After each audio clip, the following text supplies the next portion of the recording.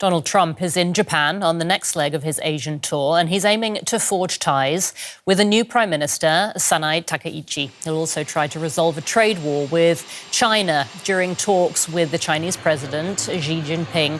That will be in South Korea later this week.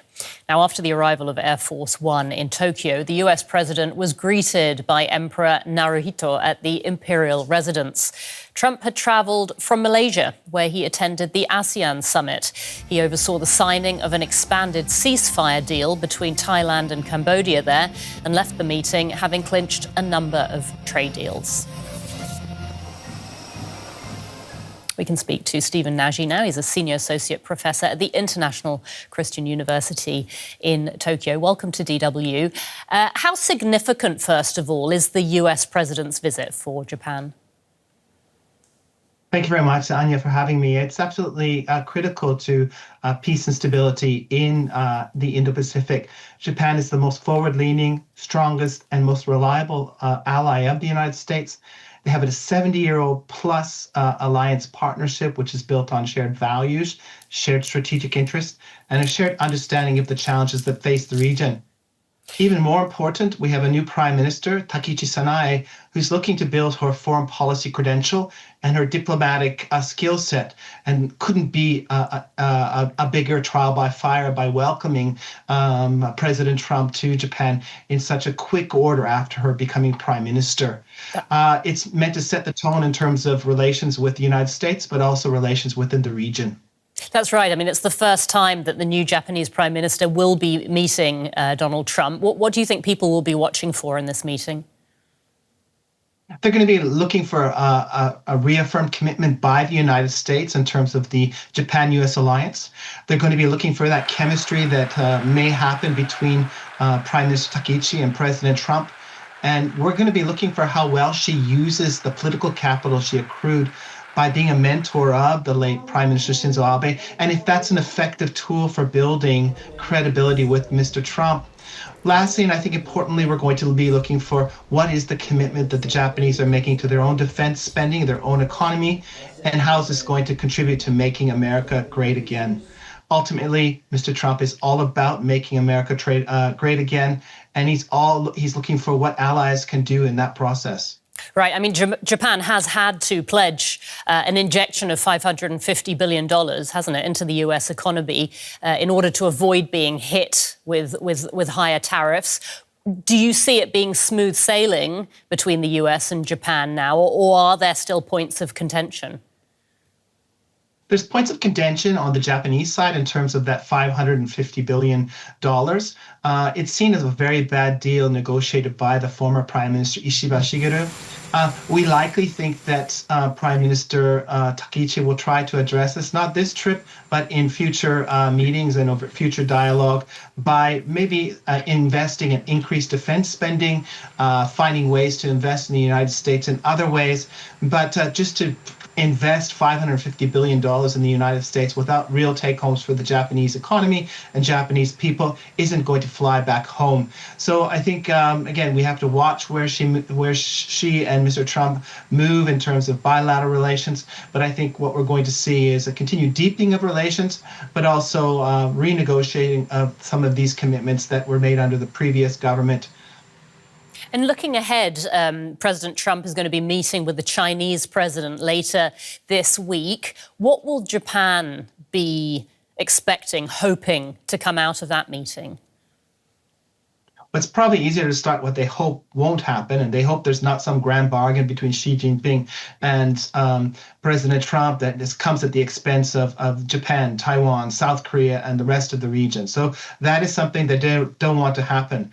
They want Mr. Trump to come into the meeting with Xi Jinping with the strongest of possible relations with Japan, South Korea, a reinvigorated ASEAN-US relationship, and to push the Chinese hard in terms of rare earth materials and ensuring that rare earth materials continue to fly and move through the region.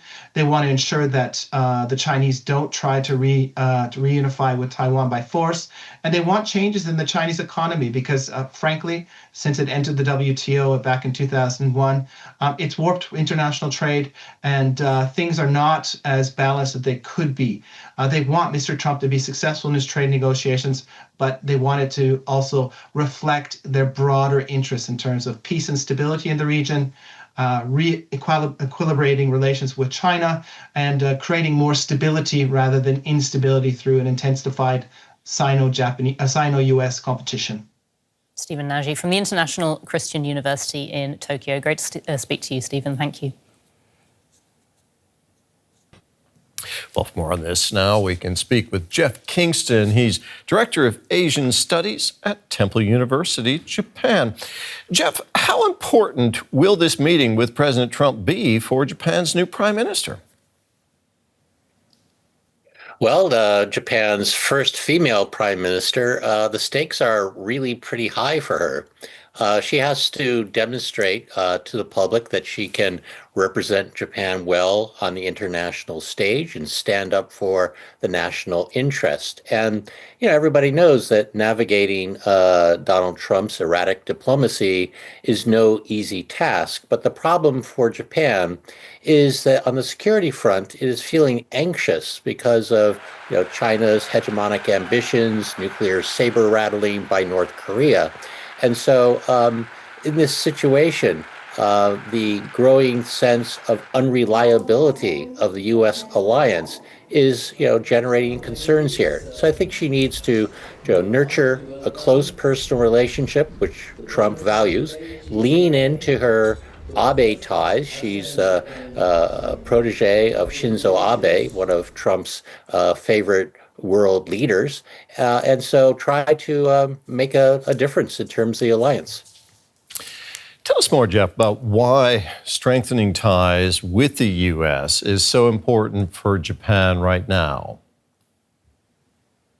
Well, trade tensions have been very high. The Trump administration imposed very heavy tariffs on Japan, then they negotiated them down in exchange for Japan making a massive $550 billion commitment to invest in Japan.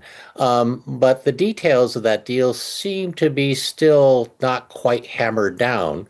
And everybody realizes there's never really a done deal with Trump. So that raises concerns. But also, Trump wants Japan to increase defense spending. So Takaichi has promised that they will accelerate their increase of defense spending to 2% by March, and she promises to do more on that front.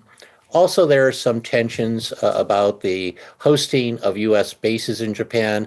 I think the Trump administration wants to greatly increase how much Japan pays to support the U.S. military presence in Japan from the current $2 billion. What are some of the other thorny issues, aside from who's going to pay for the military base there, that the two leaders may need to address? Well, clearly there are concerns about China on the security front and North Korea's nuclear weapons program, but also concerns about a growing Russian cooperation with North Korea and the concern about giving advanced missile technology to North Korea, which would enhance its military capabilities. So all of these factors, I think, are shared concerns of the U.S. and Japan. And I think both sides have a strong interest in conveying to China and to North Korea that the alliance is strong and solid, and that Trump and Takaichi are on the same page. And all the signs are likely that this is going to work out well in terms of the optics. Now, Donald Trump's Asia tour is also expected to bring him face-to-face with Chinese President Xi Jinping.